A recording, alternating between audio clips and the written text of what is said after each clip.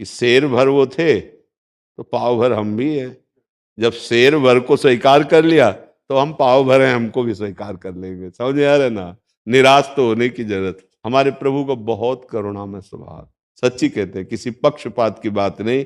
जिस दिन जिस प्यार के लिए हम ललक रहे हैं यहाँ संसार में, और वो प्यार वहां ठिकाने पे पहुंचा, उस दिन बस एक ही बात रह जाती है, रोने की सिवा और कुछ नहीं लगता। प्रेमी क्या कर सकता है? केवल रोता ही है।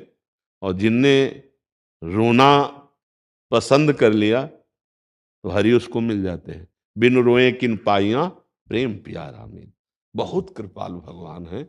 वैसे हम भगवान की प्राप्ति के अधिकारी नहीं हैं, पर उनकी कृपा से हम सबके लिए कहते हैं कि हम ऐसे भगवान की प्राप्ति के अधिकारी हैं। जैसे पिता ने बड़ी मेहनत से अरबों रुपए की संपत्ति कमाई, बड़ा विद्वान, पढ़ा लिखा, सब समा